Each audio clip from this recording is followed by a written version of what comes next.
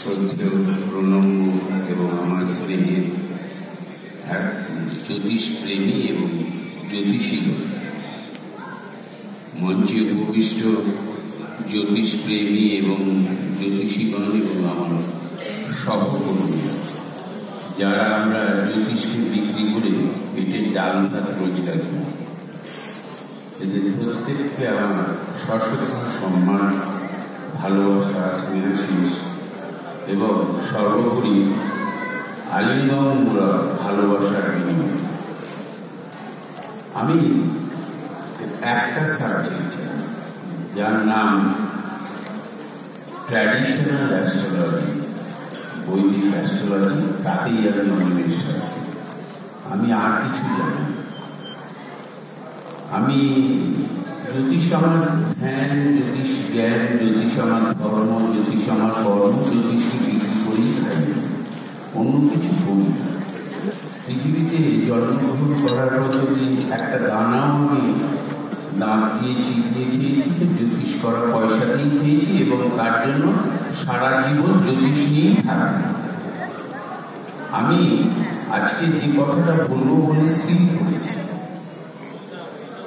এখানে আমার পরম শ্রদ্ধেয় গুরু মহারাজ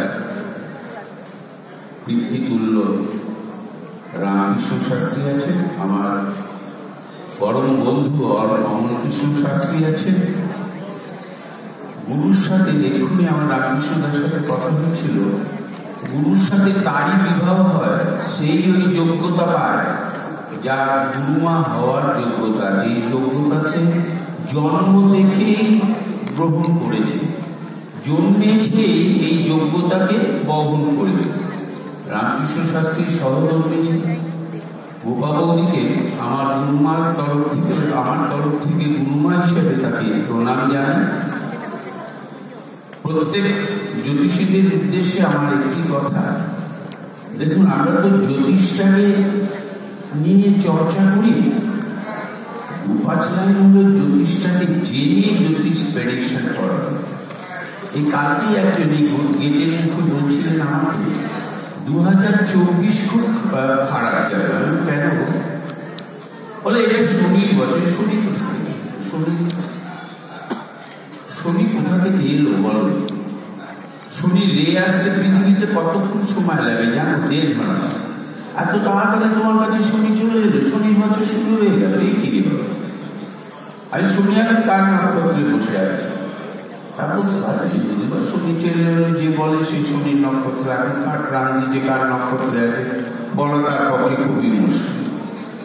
যাই হোক, আমি কথা বাড়াইনি তার সাথে। অনেকে চেপে ধরেছিল জন্মদিনটা বলো না আমাকে কিছু, তারপরে বুঝিয়ে বললাম এরকম কুম্ভের ঘরে শনি এসছে 17 জানুয়ারি 2023 ঘাড়ে। তখন ওর একটা নক্ষত্র ছিল, নক্ষত্রটার নাম ধনিষ্ঠা।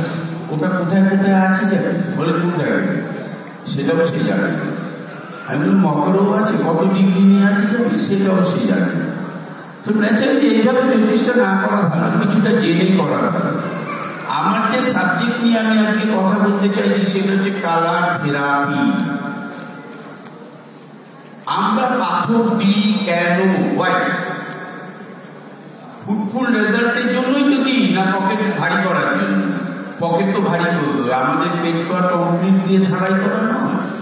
তো আমাদের তো খেতে পড়তে হবে। আমরা তো মটর খেতে পারি না, সিমেন্ট বালি মাখা তো খেতে পারি না, দীর্ঘদিন আর খেতে হবে না, ও ওখানে গিয়ে ঢালাই হয়ে যাবে। তো ন্যাচারালি খাওয়ার জন্য আমরা পাথর কেন দিই? What is the reason? পাথর has a permanent colour and cold ray. তো আমাদের তো কোনো গ্রহ এবং নক্ষত্রের গায়ে লেখা নেই যে ওর বিয়ে হবে না, টেপির চাকরি হবে না, ও পিএইচডি করবে, ও পোস্ট ডক্টরেট করবে, ও ডাক্তার হবে, ও ইঞ্জিনিয়ার হবে। কোনো গ্রহ বা নক্ষত্রের গায়ে লেখা আছে কি? নেই। আমাদের প্রত্যেক জ্যোতিষীর কাছে কি হাই রেঞ্জের কোনো বাইনাকুলার আছে? নেই। তাহলে আমরা বলি কি করে? What is the reason? বা যে লিখেছে, যে পঞ্চমপতি, অষ্টমে, অষ্টমপতি, নবমে, এই যে লিখেছে সে কি লেখে লিখেছে? বংশ পরম্পরায় দ্বিতীয়াতে বুধ, ধনুস্থান, এগুলো কারণটা কি লেখা? কারণটা কি? What is the reason? আমি এই গভীর জল থেকে দু একটা কথা বলবো বলেই আমি প্ল্যানিং করেছি। আমার কথা মিথ্যে বলতে পারে না, সত্যি হওয়া তো উচিত, কিন্তু আমার পরিবেশন হয়তো আপনাদের কাছে গ্রহণযোগ্যতা পাবে কিনা আমি জানি না। আমরা পৃথিবীতে, আমি রশ্মিতাকে বলছি আমাকে একটু সময় দিস। হ্যাঁ রশ্মিতা, একটু সময় নেব। হ্যাঁ একটু সময় নিব। তা পৃথিবীতে আমাদের 3টে গ্রহ আছে, যে 3টে রক প্ল্যানেট। রক কথাটা বোঝেন তো, মাটি আছে, বালি আছে, পাহাড় আছে, পর্বত আছে, রক প্ল্যানেট 3টে। কে কে রক প্ল্যানেট?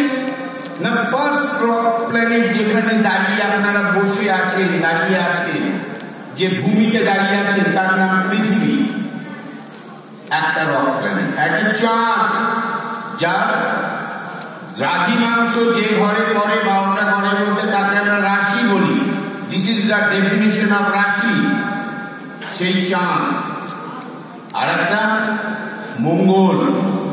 এই 3টে ছাড়া কোনো জায়গা থেকে কোনো পাথর টাথর ভেঙে টেঙে পড়ে না পৃথিবীতে, বা চাঁদ থেকেও পাথর ভেঙে পড়ে না, আর মঙ্গল থেকেও পাথর টাথর ভেঙে পড়ে না। ওগুলো আগেকার দিনে বুঝলি। যেরকম শনি পুজো করে সাধারণত টয়লেটের পাশে দেখুন শনি মন্দিরগুলো আছে। হ্যাঁ, সেই শনি